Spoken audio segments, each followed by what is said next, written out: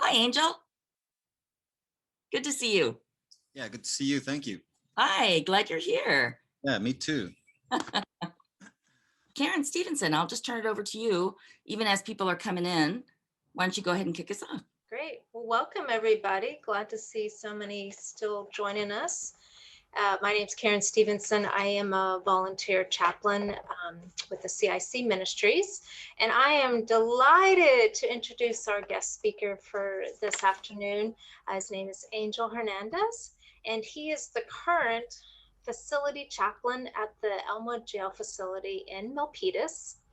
And he began working with CIC Ministries as a volunteer in 2015. And he kept at it until he was hired part-time and then eventually became a full-time chaplain, and he serves on the men's side.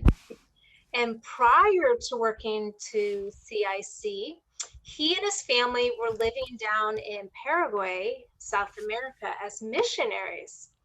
And it is at that location that Angel began working with the incarcerated at a location known as Takumbu.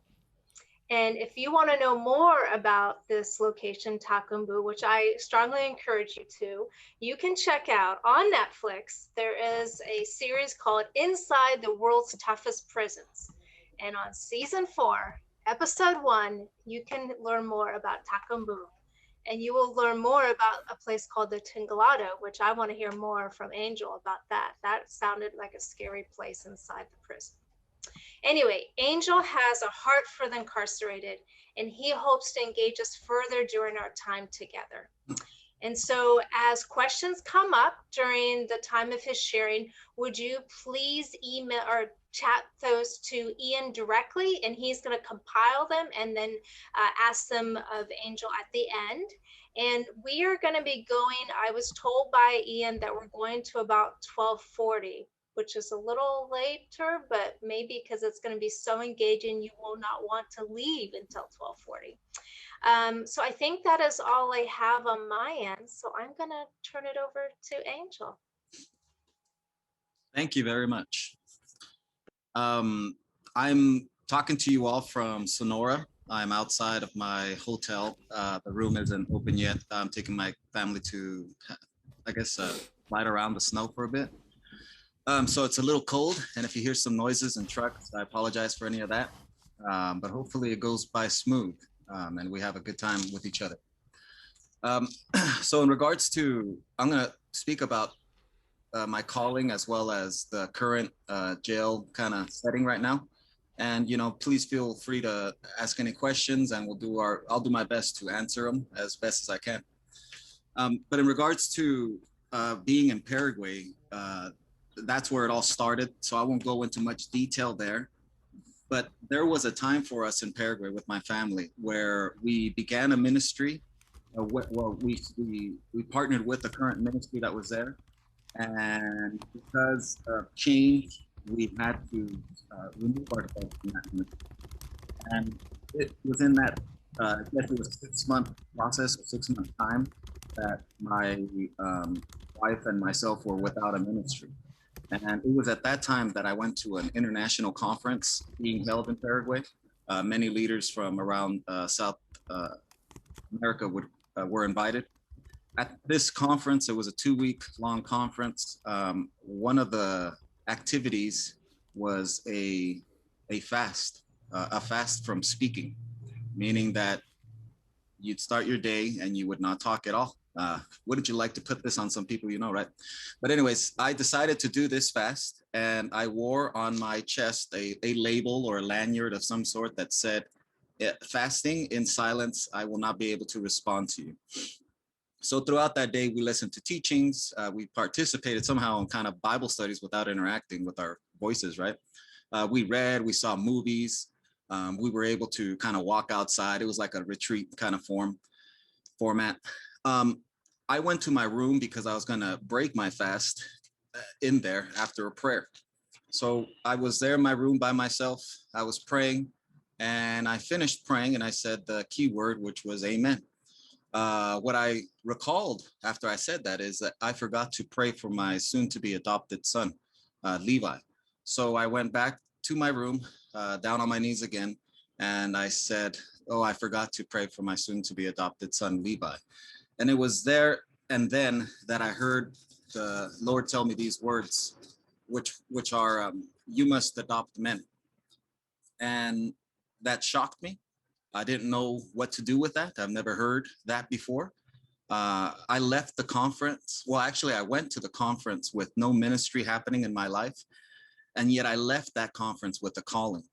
The places I went back to, I went back to try to find it. I went back to try to fit it into my life.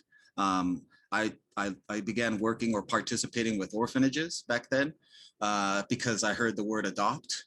I went into try to work with schools that were close to my house because I heard, adopt is, children of some sort, but I didn't find anything.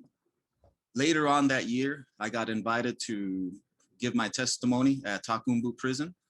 I went there not knowing what I would encounter, and it was an amazing time. The place itself is amazing.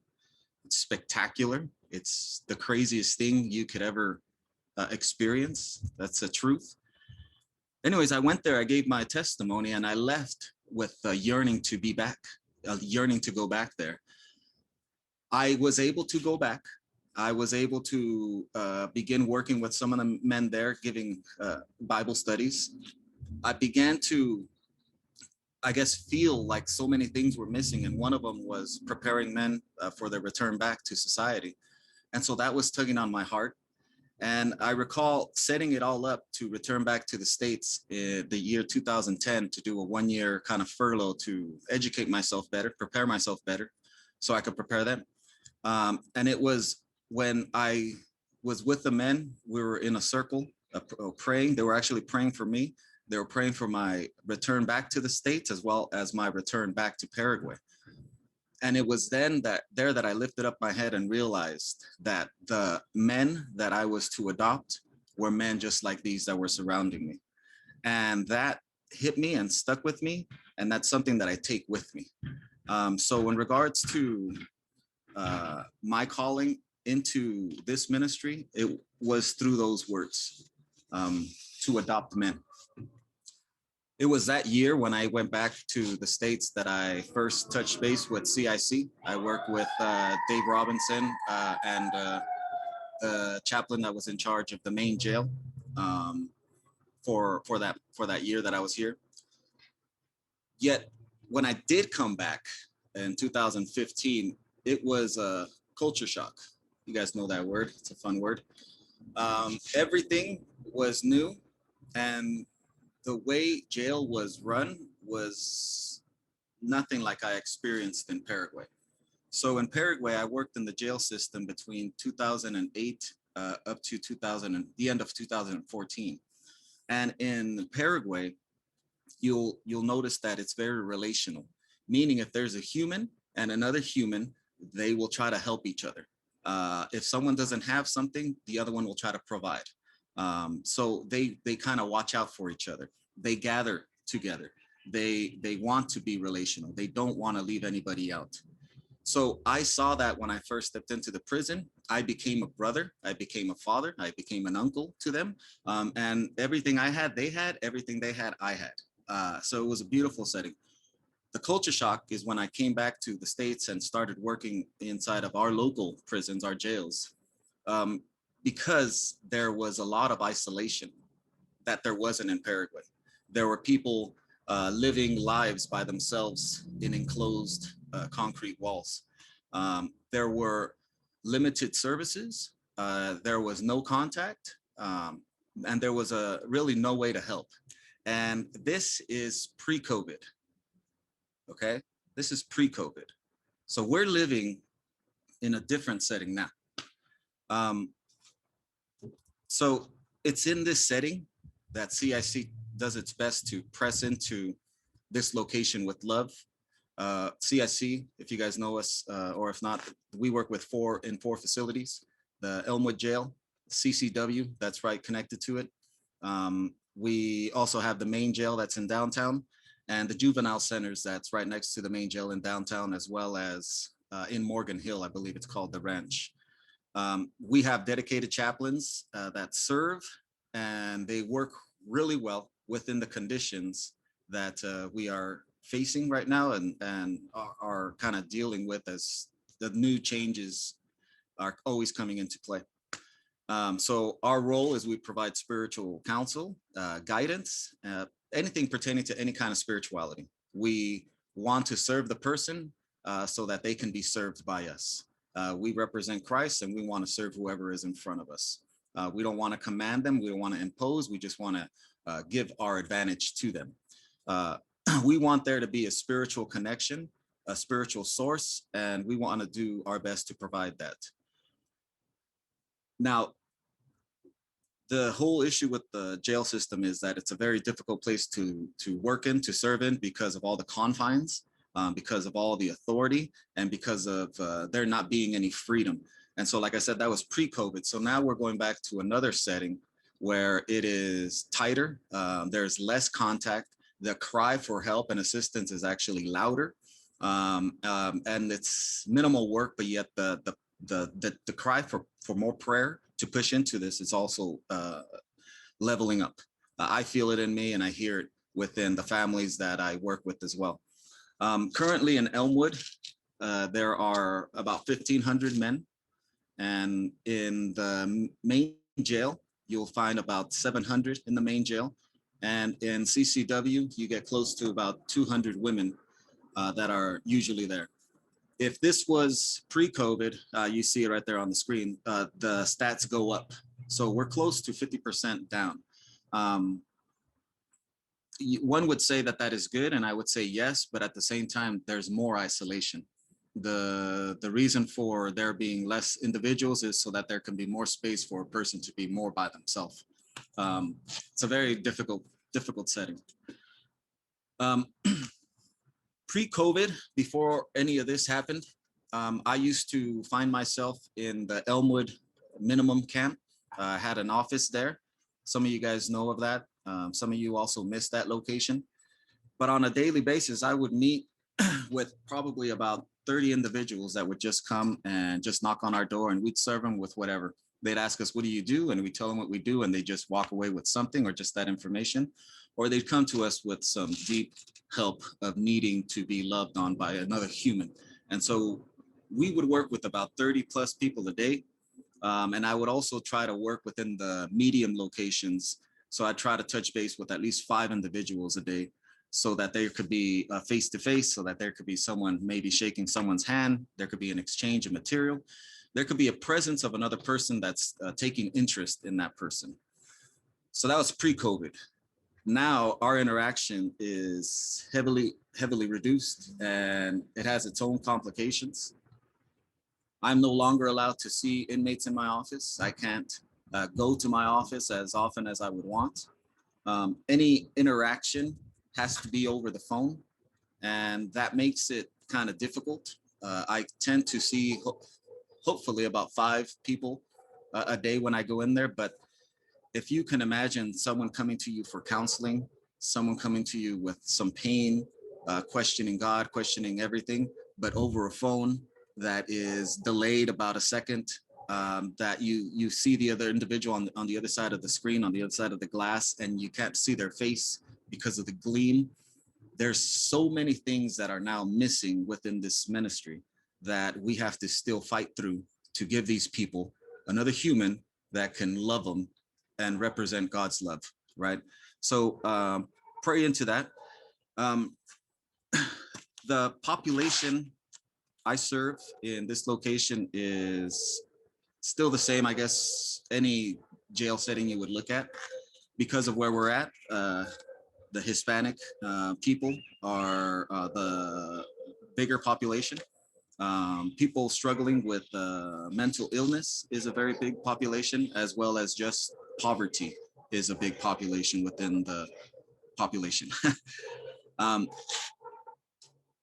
I remember when I was walking to my office, and there were a lot of inmates that were also returning back to their location, and they were back then in the black and white suits. And I'd be standing in the door with them, and I would knock on the door. The individuals, the incarcerated individuals, aren't allowed to knock at all. That's their rule. So I knocked. The guard would look back and he wouldn't open the door. And one of the individuals told me, he said, it's best that you show them your clothes. And I wonder, why would you say show them your clothes? He says, because you look just like one of us. So the guard needs to see that you are a civilian, that you are not an inmate, so that he can serve you. If he doesn't see your clothes, he's going to treat you like he's been treating us. Um, so being Hispanic, being Mexican, being bilingual has allowed me to go deeper with this population, with the population that's inside. Many only speak Spanish, so I'm the one that gets to get to them, and it's a privilege. Many see me as a priest. Many call me father, and they come and they confess, and I'm not going to correct them, right? What can we do about that? They are looking for that figure, and if you can be that figure, it's best that we be that figure. We're doing our best, CIC is, to return back to serve the men and women and the children that are held behind bars. But in these new times, it's difficult.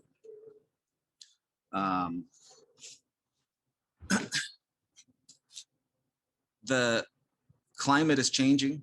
No one knows what's going on, what the next step is going to be. The deputies that are there full time, they're dealing with a lot more than what they used to.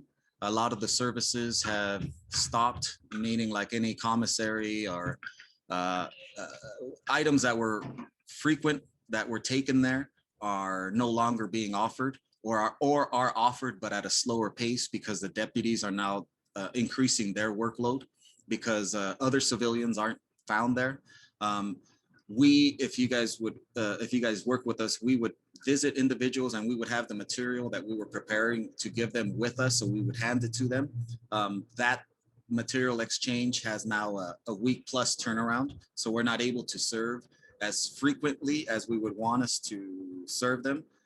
So that's a personal struggle for all of us who are effective, who are quick, and who want to respond. But due to the delays that other people are facing, our services are slowed down. And there's no excuses to all that. It's just the way that goes. And so we also have to build our relationship back with the deputies, because they've been working for us. They've become, in a way, a lot of our volunteers, because they're the ones doing the extra work. The next step is found on them.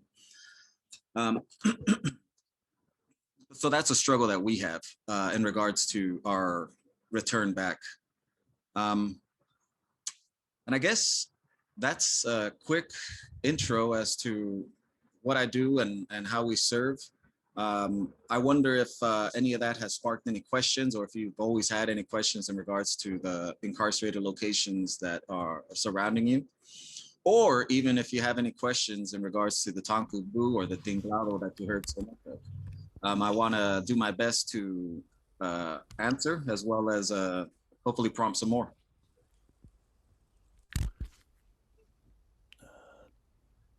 Thanks, Angel. Sure. Yeah, I have some questions. If you guys have any questions, feel free to keep sending them to me, and I'll try to field them. So here are some questions, specifically, Angel.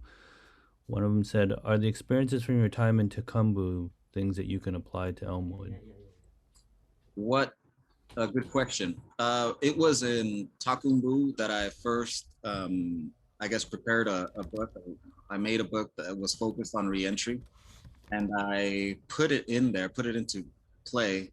That book, because of that book, I was able to expand it with other literature and other teachings that I received. And so I created a course, kind of a reentry course. I began working with only individuals that were about to be released, but just like the system in all around the world, you never know if you're going to go or if you're going to stay. People are held in prison for years for no reason, with no court appearances, with no interaction with anybody in law. And so I had to change my format and invite anybody who wanted to have the mindset of returning back. So because of that, it opened it up. So we had an aura of reentry, an aura of self-belief that you can do it, and you're going to begin believing in yourself as of right now. to then get you ready for that next day. So that setting, I try to bring into the jail, into Elmwood. Yet it was too difficult because, like I said in the beginning, Paraguay is relational, and Elmwood or any U.S. jail is more of an isolation. So the wordings or the wording of the literature seem to not make it personal. And so there was some modification that had to be done, as well as some prep time that had to be done by me, so that the individual reading the material all by himself can begin to understand and ask questions for himself. When you get a community, someone's going to ask the question that you didn't think of. Just like in this little gathering here, someone's going to ask that question that you either can't think of or don't want to think of or don't want to go there, or just doesn't come to you. So community helps.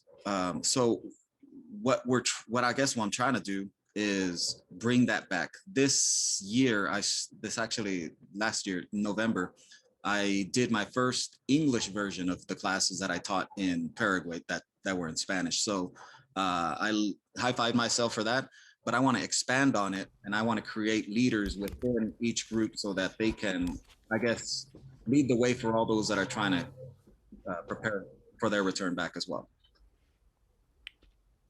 I'm not sure if this is actually the same question, but it was a question: were you able to serve and minister to the inmates when you were in Glado? Takumbu? Yeah. Okay.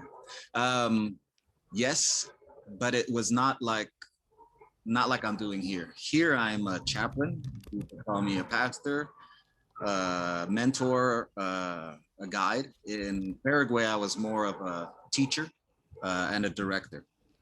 What we did there is there was the enthusiasm by the community already to progress and lead other men. That was already there.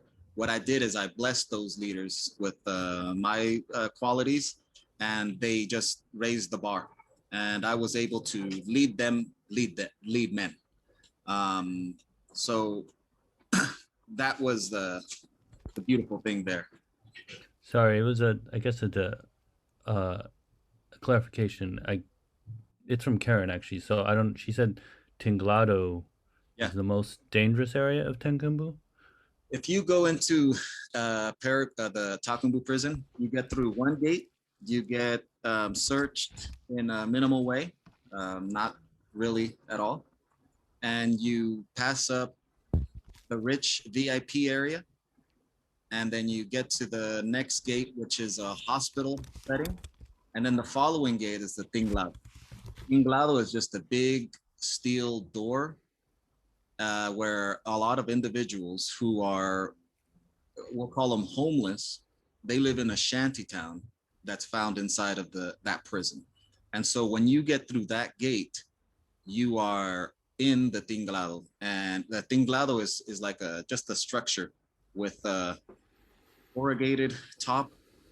I think that's the word for it. And it's just loaded with that. And underneath it, there's a soccer field that is used as a homeless shelter.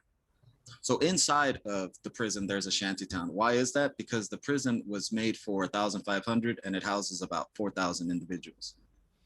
And the Tinglado is a place that you go if you choose to not have anybody control your actions. If you want to be in charge of you with no one telling you what to do, that's the place. Where I worked is called Remar. And they also have a gate, and you actually have to be known by them in order to be allowed in. I would be escorted in, but then I also got to the point where I didn't need escorts because people knew me. People stopped messing with me because they knew I wouldn't give any money or give anything away because I went in with that purpose. So it's an amazing spot. If you want to see it a little closer, check out that documentary, as well as I also have I don't have a documentary. I documented myself walking through some of that area. I could see if I could find that. It's about 7 minutes long, just so you see the intensity and the capacity of the location. Okay, so there's a few questions here about sort of interactions on the inside. So one of them is, well, I guess I'll kind of rephrase it too. Like, how much do you see Asian men in the jail? And if you see Asian men, do they have relationships with other men in the jail, especially with the other men of color? Like how, or even if, do they interact with each other? And what is that relationship like? Is it very Well, segregated? well, if you get into the yard, you will have kind of race go with race. It's almost imposed upon. And I would say at that time when I was able to see the population, you'd see about maybe 20 or so individuals. They were more Filipino. Um, and it happens. People just get together. It's not, they're not trying to do anything. They're not staying away from anybody, but it just happens. It's camaraderie, right? It's happened. It can locate it anywhere. But one of the toughest issues right now is I also am working with the Asian individual. He is from China, an older gentleman, and he is having difficult time because his English is not uh, that good, as well as there is no relationship when someone gets arrested and goes to Elmwood. What does that mean? It means if you're new and you get arrested, there's someone that's going to tell you what you're supposed to do and how you're supposed to do it, whether it's with anger or whether it's with this is how it's done, keep up, right? Now that's not happening because there's no interaction, there's no touching, there's 6 feet distance, everyone's in their own cell. So this individual, he can't call home because he doesn't know how. The deputies can't teach everybody. He doesn't know how to order commissary. He doesn't know how. So little things like that. I've been working with his wife as well as trying to visit with him so that I can try to help him a bit. I'm used to telling people to go talk to this and that person because I let them know that I'm gonna have them be a mentor to individuals coming in. They will receive them, but because I don't have that anymore, I can't do that. So it's fairly difficult now. Just for some context for people who aren't familiar with the terms, commissary, I believe, is the term for how the inmates get their food, Yes. right? Yeah. Um, there's another question. How does CIC minister to the jail staff, or do they even are they able to do that at all? That comes by them reaching out to you. I've had that happen where a deputy just decided to share. And then we would look for time to be able to make contact for that kind of, because it's not normal. You know, we work with the inmates, right? But not with the deputies. But you have to find out how that can work because you can't go into a room. You can't have an interview room. This has to happen out in the open. So it's minimal, but it does happen. They do see us and it's good. It's what we're trying to be as the spiritual guide of the whole location. So they know, I guess they prepare to talk to us, you know, the swearing stops or stuff like that. But they do want to also use us as friends because we're good company. We treat people well and we serve. And so those relationships might grow into something. I think we got a good core group of chaplains that have been creating that kind of atmosphere as of late. And so we're looking to see how to expand it some more. Let's see. Has an inmate turnover? Oh, actually, let me go to something a little bit more deep. What are some systemic or policy injustices that you've seen in your work in the prison? Briefly, I guess. Yeah. So I think I'd have to look into that a bit. I wonder if it's personal, like I should watch what I say, only because, there was a question that I was asked in regards to how can the church kind of help out more. And one of the big ones has always been for me is advocacy, because something that I can't do is I can't speak for. If I speak for, I can possibly endanger the deputies or even myself. So I see what I see, and I kind of keep it there, and I work on it with my colleagues, and we do our best to help, right? But I can't speak on that because I could then be removed from my position. So I would love to answer that question, but I wonder if it would be best if you give me some time to put some thought into it. One, to give you concrete figures, as well as see if I can actually express those thoughts. I apologize for that.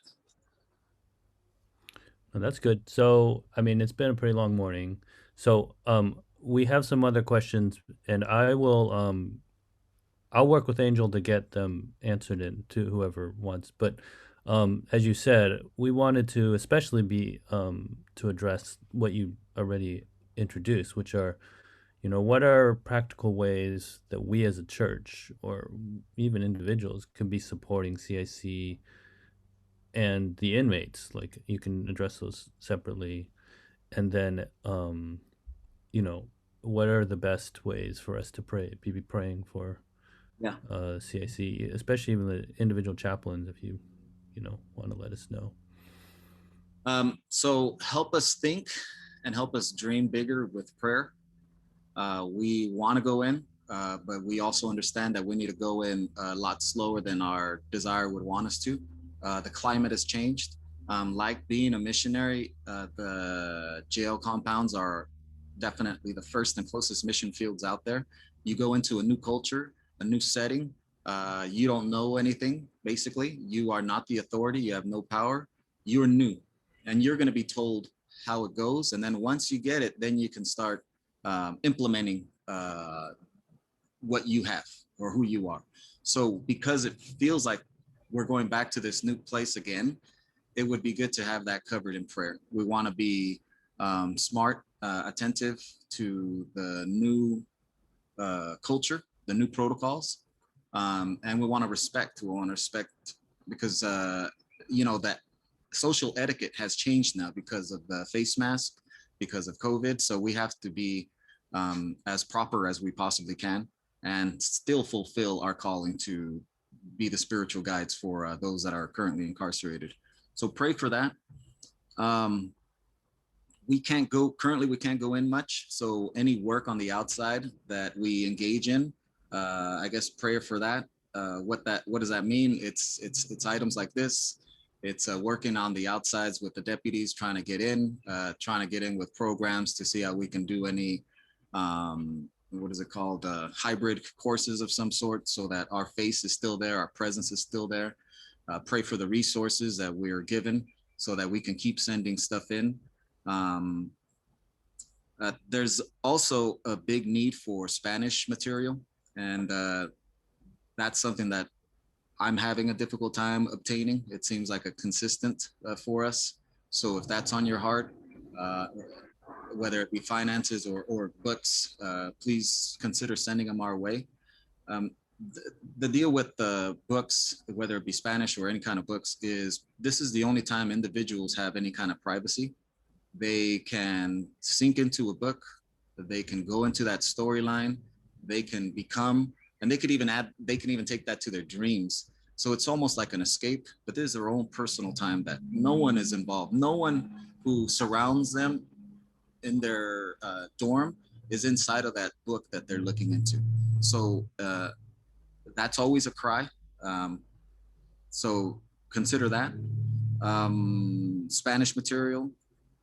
I did mention advocacy. Consider looking into that, what that would mean. What hurts you right now? What affects you right now? I bet it hurts them even more. They're feeling the same thing, but just I think even more so.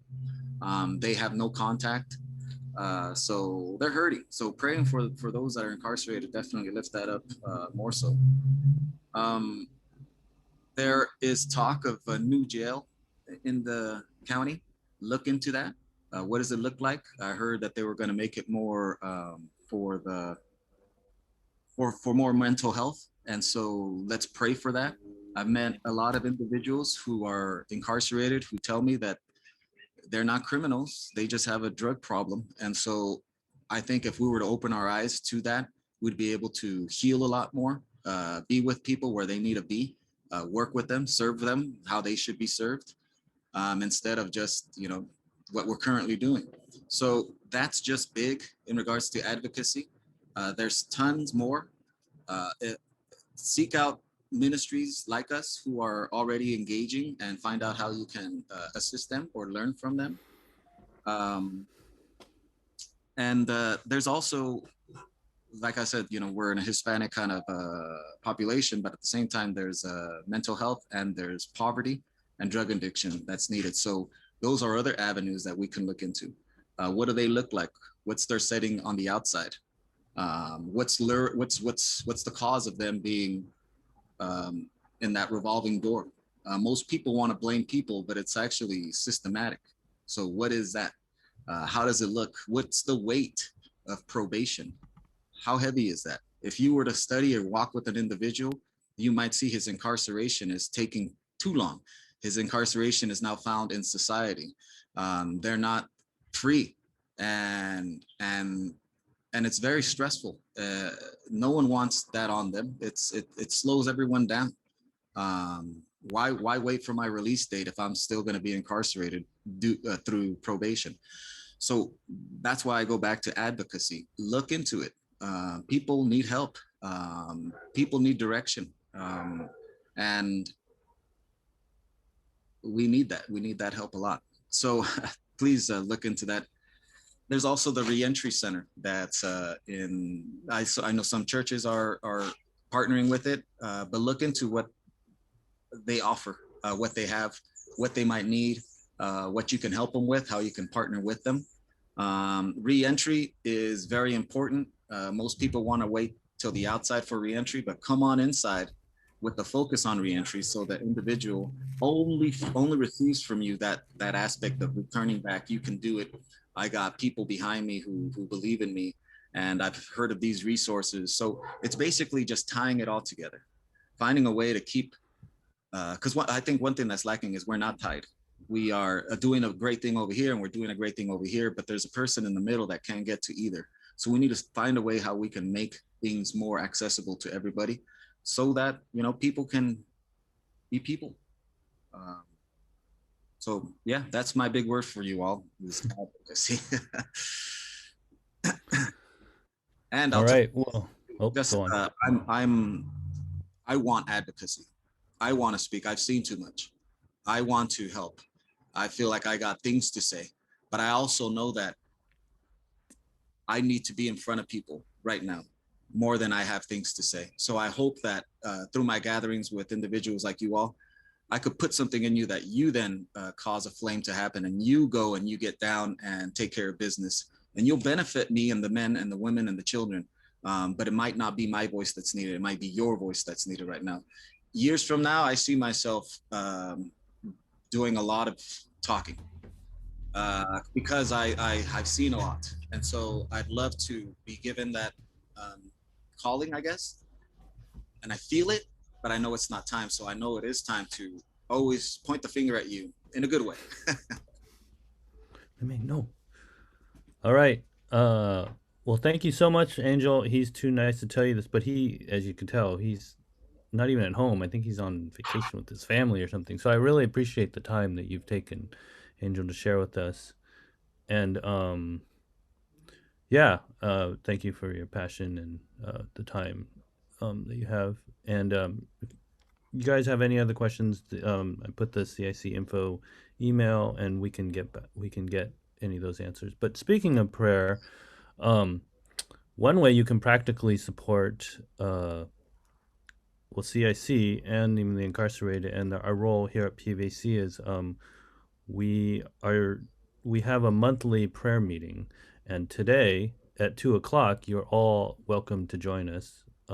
More than welcome. We invite you to come, and we specifically pray through all the different issues for the chaplains, for the inmates, for the families, for our church. So that's at 2:00. And but let's end this so you have a little bit of a break. Lori, could you please end us with some prayer? Sure. Lord, thank you so much for Angel's willingness to sit in the cold and to let us get to know more about just what it's like inside. And Lord, my big prayer overall is that we may hear you and really pay attention, as Angel heard from you saying, adopt men. Let us really hear from you individually, Lord, so we can come up with some creative, great ideas in order to support this worthwhile ministry. Lord, you know what the people inside are suffering. You know their needs, Lord. Give us ears to hear those needs and give us a heart to do those needs, Lord. And again, we thank you so much for the opportunity to hear from our CIC partner. And so, Lord, just give us ears to hear you in ways that we can tangibly serve.